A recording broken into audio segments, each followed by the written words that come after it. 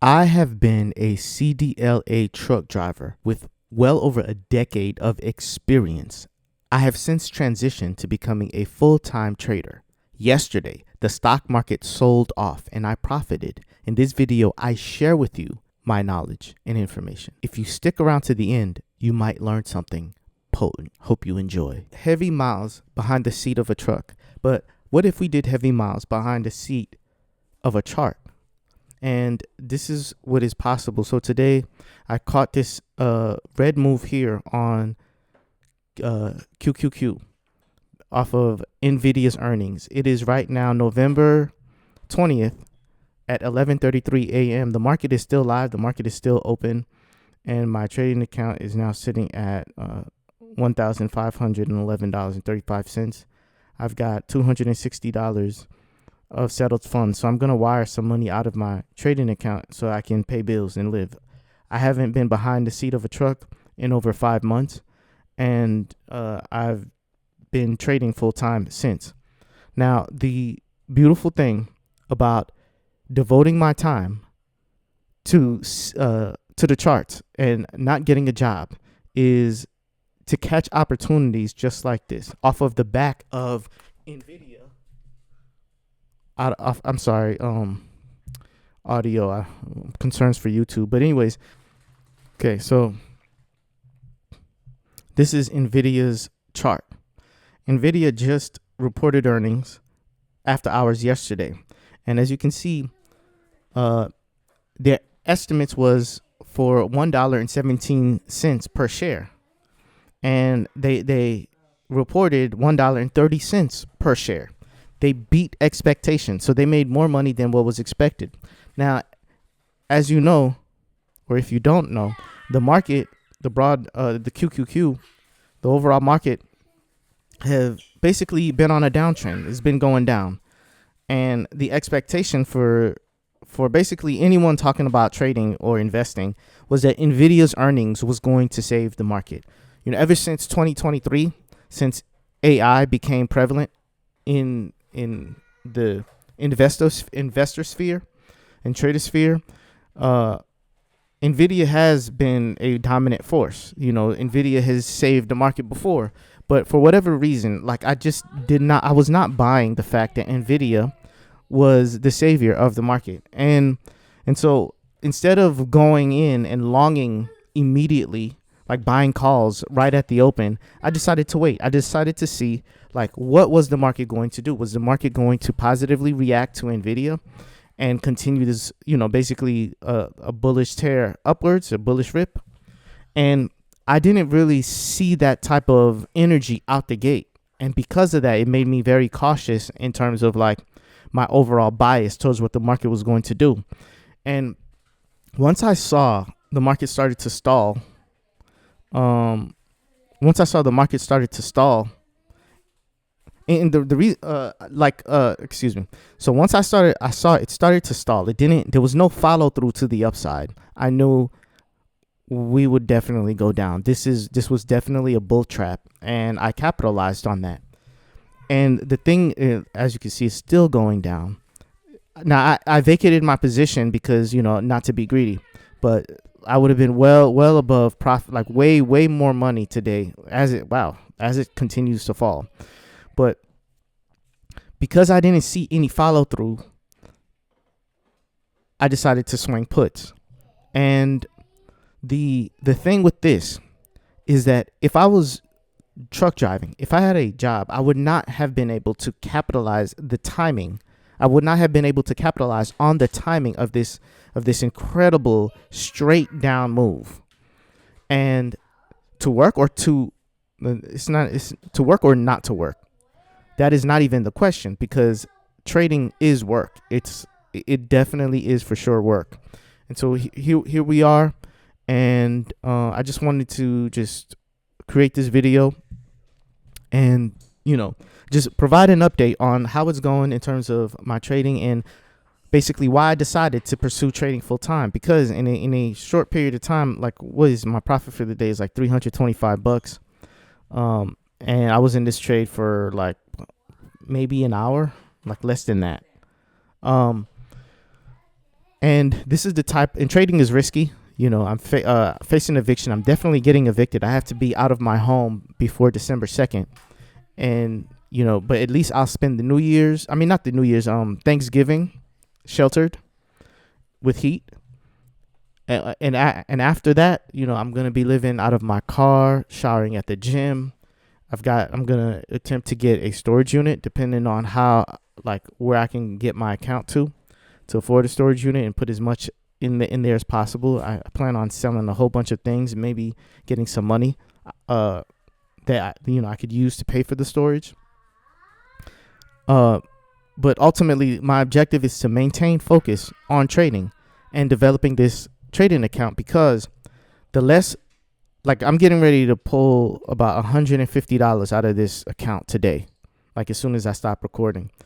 And so every time I pull money out, that's a manufactured drawdown. It stunts the growth of my account. But I had to step away from a whole bunch of bills in the short term just so I can stop manufacturing drawdown in my trading, so that I can grow the account to where I can trade at a larger size. My average larger size will have bigger economic impact. So on a day like today, if I had 10 times the contracts, it would have been a $3,250 day. That's somebody's entire month, really. But of course, I still got to pay taxes on that. But the opportunities that trading can provide is incredible. And once you see it, once you understand it, like at least once I saw it, once I understood it deeply, there's no reason why I shouldn't pursue this to the fullest extent. And so that's what I plan to do. Trading is definitely risky. If you intend on doing that, pursuing trading full time, I advise you to consult with a financial advisor. You need to educate yourself and spend more time on looking at the charts than listening to YouTubers. But YouTubers can and will provide you great insight. If you'd like to connect with me and I can go over the details of my trade, like why, like the specifics of my entries and my exits, feel free to comment and I'll probably reach out to you or whatnot. But here we are. We still have one more day in the week, that is tomorrow, and I'm hoping to capitalize more on the opportunities that the market provides. I believe because of this puke out, there's a lot of people getting liquidated, expecting price to go up. I expect that tomorrow there's going to be more downside, but who knows? All I know is that my butt is going to be in this seat in front of these charts to capitalize on this opportunity. Safe drive until next time. To share with you something to teach you. It's very potent, and maybe it might assist you in your trading and in your thought-making process about the markets. This is a reward, I guess, for sticking around to the end or to this part of the video. This is Future Jeff, and right now it is Friday, November 21st, 2:39 a.m. in the morning. Here is what I have to teach you. First off, real quick, my trading account is sitting at $1,361. I withdrew $150 from my trading account after successfully swing trading puts yesterday. And so this is where my trading account is sitting at. My commissions is still high. I'm going to work on that. But anyways, let me show you something. So a Maru Bozu candle is what we're about to discuss. Take a moment I'm not going to insult your intelligence. You can pause this video to read this technical definition of it. But a Maru Bozu candle.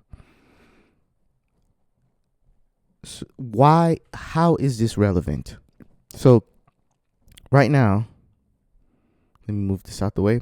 You see where my mouse is? This is where it's the date. I need you to avert your eyes to this date as I hover over specific candles, right? So from here, this is September 6, 2024. And as you can see from this low, price has moved in. This is the daily chart of QQQ. Price is moving in an uptrend, right? Then over here on this candle over here, December 18, 2024, this massive red candle to the downside basically interrupts this uptrending move right here. And that is a Marubozu candle. It has almost no wicks, very small wicks, but it's a huge body candle. On this date, Jerome Powell, the Fed chair, made a speech about his stance on inflation, and the market did not like that, and the market sold off very, very hard. That is December 18. These bars to me on a daily chart represent a signal of what's to come next. So this was a smooth uptrend, and this to me signaled like, hey, volatility is incoming. Now we fast forward. Do you see how choppy the market has became after this signaling bar? It was basically smooth, but it became way more choppy, and it did not really trend. And then it trended downwards. Now, look at this Marubozu bar. This is April 9th, when Trump announced the pause on tariffs. This is one of the single biggest day gainer in, New York Stock Exchange and QQQ history. This is a huge gaining day right here. And this big green bar signaled to me that volatility was subsiding. The same way that I thought, this bar signaled incoming volatility. That means incoming chop and incoming change in trend. This signaled to me the same thing. And what followed after this big old green bar? There was a little bit of chop, and then where are we going? Smoothly trending up. Until when? This other Marubozu bar, October 10th. If you watch my last video, I mentioned that once I saw this bar, I'm like, oh, volatility is incoming. And look at where we're at. And now yesterday, after NVIDIA earnings, what happened? We get another Marubozu bar. So these two Marubozu bars back to back to me is like, ooh, I think volatility is really incoming. And so until I believe there's going to be more volatility until we get a bullish signal bar, a big green Marubozu bar, or a massive gap up on big macro news that changes the trajectory of volatility. But as of right now, this is saying, hey, be prepared for some roughness coming up, at least to me. This is how I perceive it. And just by understanding these or observing these and considering them in my thought-making process, I've altered my trading. How? Well, I stopped doing swing trades because when there's volatility incoming, breakout strategies, trend following strategies tend to not work as well. It's not that they don't work, they just tend to not work as well. And so I've been doing way more intraday trading. In addition, my trading account is not large enough for me to actually swing trade as well as scalp. So I have to do one or the other until I can get it to a point where I can do both. But right now, I'm only doing intraday trading, which is great because I can capitalize on short-term volatility and not necessarily expose myself to overnight moves. Now, I may still do a couple of swing trades here and there, but I'm not going to do breakout trend following swing trading because I believe from my observations, these big old red bars are signaling there is more volatility to come. So trading is risky. This content is educational and entertainment purposes only. You do what you will with the information. I'm just sharing an observation of mine that I incorporate in my trading, and it has helped me. And if it helps you, let me know. If not, it is what it is. So, yeah, you're free to go now. Safe driving. Till next time.